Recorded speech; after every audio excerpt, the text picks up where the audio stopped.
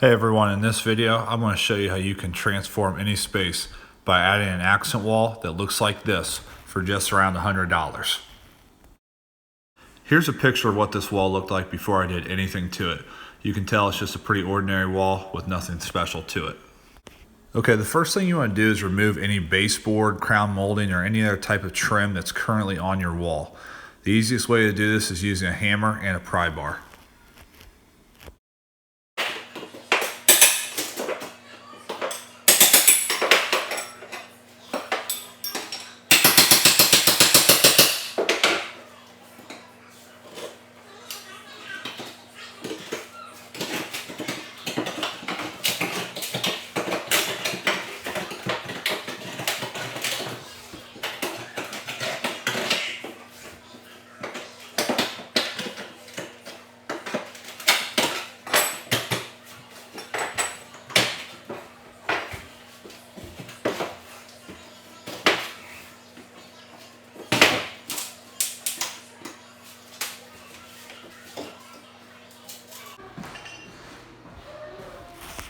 My materials for this project are going to consist of 1x4x8 MDF boards. I use MDF because it saves a ton of money. These MDF boards are also always straight and already primed, which saves me a lot of time when I'm doing this wall. I'm starting with my vertical pieces first because my ceiling height and my board length are the same at 8 feet. This way I don't have to cut any of these beginning boards. They fit perfectly. I'm using my nail gun to secure them in place. The first two pieces I'm going to nail to the wall are the outside borders, the left border and the right border. This will bookend my project.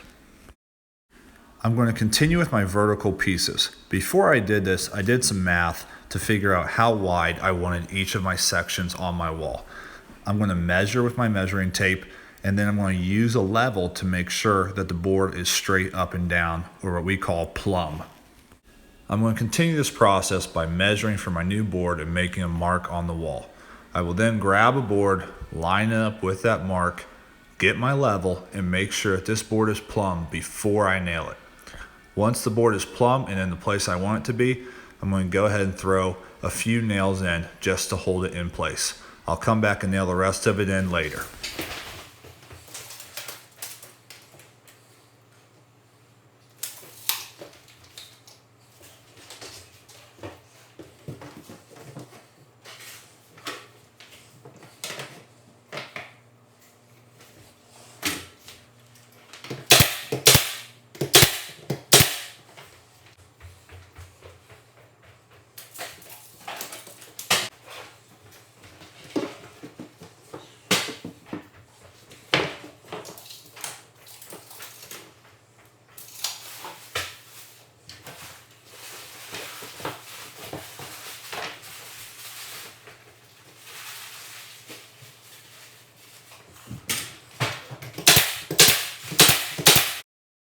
After all my vertical boards are in place and measured out properly, I'll come back and nail the rest of the board in to secure it to the wall.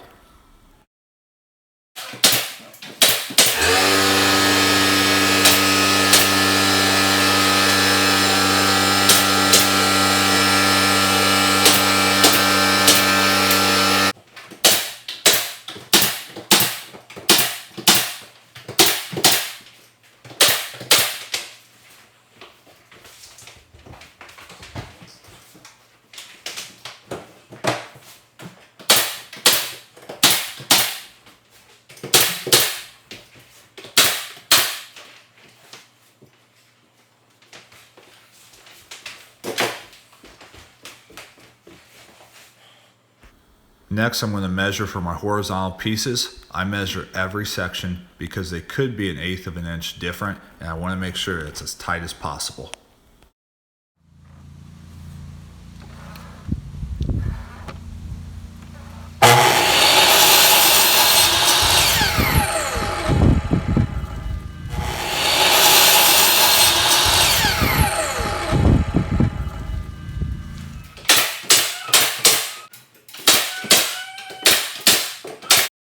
I'm going to follow this same process to complete the bottom row of my trim here by measuring first, cutting the boards, and then nailing them in the correct spot.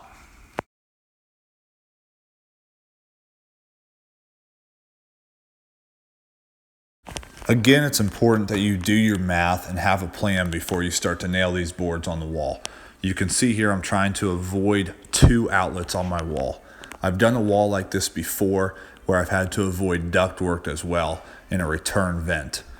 Make sure that you avoid these if at all possible. If it's unavoidable, you could cut the piece of trim around that outlet or around that return vent. In my opinion though, it looks better if the trim does not run through these obstacles.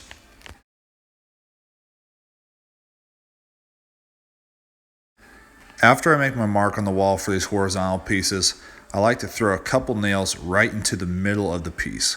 After I put the nails in the middle, then I can put my level on and still move this board up or down on either side to level it out. After I level the board out, then I'll nail in each side to make it secure on the wall. This is the best way that I've found and the quickest way that I've found to do a horizontal line of trim like this.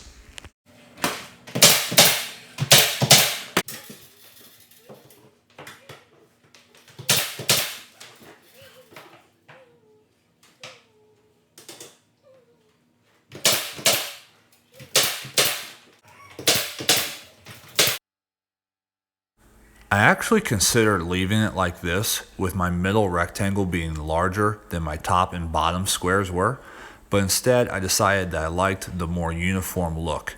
It's really up to you if you want to add this final horizontal row. I decided to go ahead and do it like I said. So you can see here I'm measuring the wall for each section. I'll then go and cut my final row pieces and nail them to the wall using the same technique I used before.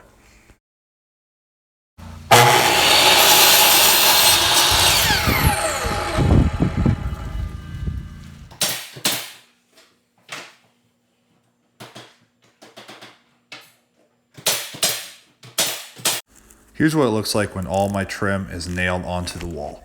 Now it's just time to finish the project. I'm going to start to finish my project by running some caulk anywhere where there's a seam or a gap that needs to be filled. The first place I'm going to do this is where the boards meet the wall, the ceiling, or the floor. I run a bead of caulk and then I like to finish it by just using my finger.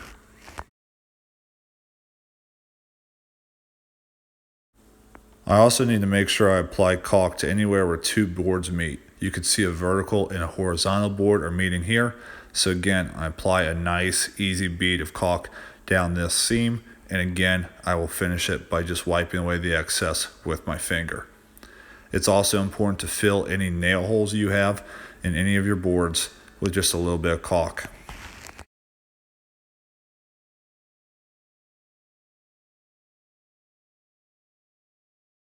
The final place you need to caulk is inside of every one of these squares. Again, take your caulk gun, run a nice bead of caulk around the entire square, and then finish it with your finger or some tool that you might have to finish your caulk. If you're not good at caulking before this project, you will be at the end of this project.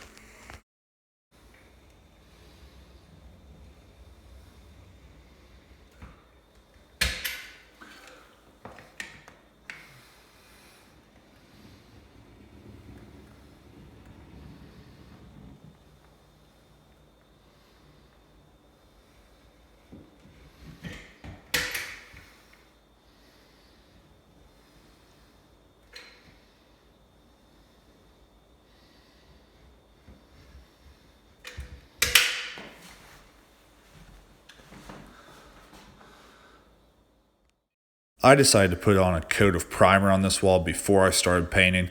This step is completely optional and might depend on what color paint you use. The color we decided to use for this accent wall is a dark blue or gray type of color. I decided not to record myself painting the entire wall and bore you to death.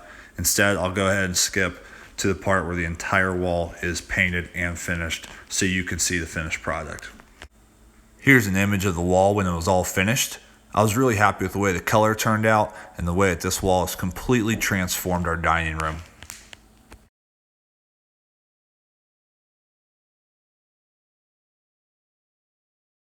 So again, the recap, this is what our wall looked like in the beginning. Nothing too special about it. Pretty bland and ordinary wall in our dining room. And after a little bit of work and only about $100 in materials, we transformed it into this. It completely changes the way our dining room looks, and it just makes it look like an awesome room. I hope you liked this video. If you did, please hit the subscribe button and give me a like. Thank you.